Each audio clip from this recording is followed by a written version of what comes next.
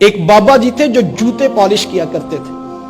تو ایک نوجوان ان کے پاس بیٹھ گیا اور کہنے لگا کہ بابا جی ایک بات تو بتائیں. کہا بیٹا پوچھو کیا ہے. کہا یہ بتائیں کہ آپ کو رب کا قرب کیسے ملا.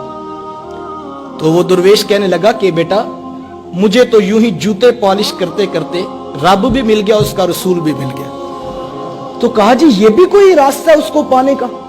لوگوں نے تو اتنی محنتیں کی, ریاضتیں کی, عبادات, مسلسل مجاہدے کرتے رہے, اور آپ کہتے ہیں کہ جوتے پالش کرنے سے رب مل جاتا ہے. تو وہ بابا جی کہنے لگے بیٹا وہ جو اصول قانون ضابطے ہیں نا وہ اپنی جگہ پہ ہے, میں ان کی نفی نہیں کرتا. تم نے پوچھا کہ آپ کو رب کیسے ملا, تو مجھے تو یوں ہی جوتے پالش کرتے کرتے اپنا رب بھی مل گیا, اپنا رسول بھی مل گیا. تو نوجوان کہنے لگا بابا جی اس راز سے پردہ تو اٹھائیں. تو جو بابا جی نے بات کہی وہ بڑی خوبصورت تھی. وہ بابا جی کہنے لگے بیٹا میں جب بھی کسی شخص کا جوتا پالش کیا کرتا تو اسے خوب ایمانداری, محنت, اخلاص سے اس کو خوب چمکا کے پالش کرتا, اس لیے کہ اس نے 2 آنے مجھے دینے ہوتے تھے.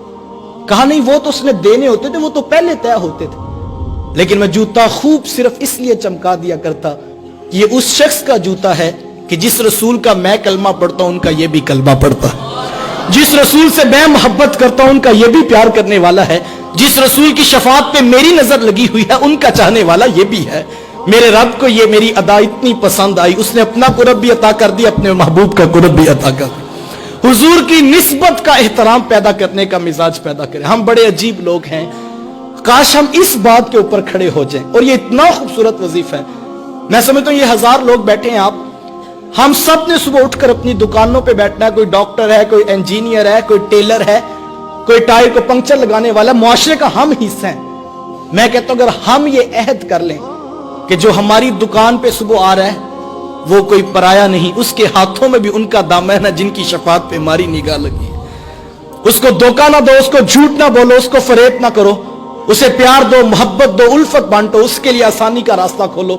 یہ اتنا خوبصورت وظیفہ ہے, یہ اتنا پیارا وظیفہ ہے کہ اس وظیفے کی اتنی برکت ہے, اتنی برکت ہے. اس کو ایک مرتبہ کر کے تو دیکھیں. میں کسی دکان پہ جاتا ہوں, ابھی موبائل دیکھ رہا تھا کہ اس شخص نے میرے موبائل پر حضرت کی فوٹو دیکھ لی. تو کہنے لگا جناب آپ ان کو جانتے ہیں؟ تو میں نے بھی فخر سے کہا جناب یہ میرے شیخ ہیں, میرے استاد ہیں. تو کہنے لگا جناب تشریف رکھیں نا, چائے پیجئے, باقی باتیں بعد میں ہوں گی. مجھے عزت دینے لگا, ریٹ نیچے آنے لگا. وہ جو بحث کر رہا تھا ایک دم اس کا لہجہ بدل گیا. کہنے لگا جناب ہم بھی ان کو سنتے ہیں, تو بڑا خوبصورت بیان کرتے ہیں. یار یہ عزت کس بات کو دی جا رہی ہے کہ جن کا خطاب میں سنتا ہوں ان کا خطاب یہ بھی سنتا ہے. کوئی آ جائے جناب آپ کس سلسلے سے بیعت ہے, میں جناب نقشبندی ہوں, بڑی اچھی بات ہے جناب, ہم بھی وہاں پر بیعت ہے, ہم گورڈا شریف بیعت ہے, ہم سیال شریف بیعت ہے. یہ ساری نسبتیں بہت اچھی, یہ بڑی خوبصورت, بڑی بابرکت ہیں. لیکن یار کوئی آ جائے اس کے پاس بیعت کا رنگ نہ بھی ہو, اس کے پاس گنبد خضرا کے مکی کی بیعت ہو, اس کی عزت کرنی چاہیے یا کہ نہیں کرنی چاہیے. اور میں کہتا ہوں جو اس بات پہ محبتیں بانٹے پھر تو رب فرشتوں کی بھی ڈیوٹیاں لگاتا ہوگا نا کہ گاہکوں کا رخ اس دکان پہ موڑ دو. یہاں پر گاہکی نہیں دیکھی جاتی, یہاں محمد کی نسبت دیکھی جاتی ہے, یہاں میرے رسول کی امت کو پیار دیا جاتا ہے. میرے شیخ فرمایا کرتے اگر میں آپ کے بچوں سے پیار کروں تو آپ کو اچھا لگوں گا نا, آپ میرے بچوں سے پیار کریں تو مجھے اچھے لگیں گے نا. تو جو حضور کی غریب امت سے پیار کرے گا وہ اللہ کے رسول کو کتنا اچھا لگے گا. آؤ صاحبو پیار بانٹو, محبت بانٹو, الفت بانٹو. میں نہیں یہ کہتا کہ آپ 1000 پھول جو ہے راستے میں بکھیر دیں, آپ پھول نہیں بکھیر سکتے تو کم از کم کانٹے بچھانے کا مزاج تو چھوڑ دیجئے. آپ پھول نہیں بکھیر سکتے, کوشش کر کے کچھ کانٹے کم کرنے کی ہی ذمہ داری قبول کر لیجئے. آئیں امت کو جوڑ کر امت بن کر جینے کا مزاج پیدا کریں. اچھی بات دوسروں تک پہنچانا صدقہ جاریہ ہے. ویڈیو زیادہ سے زیادہ شیئر کیجئے.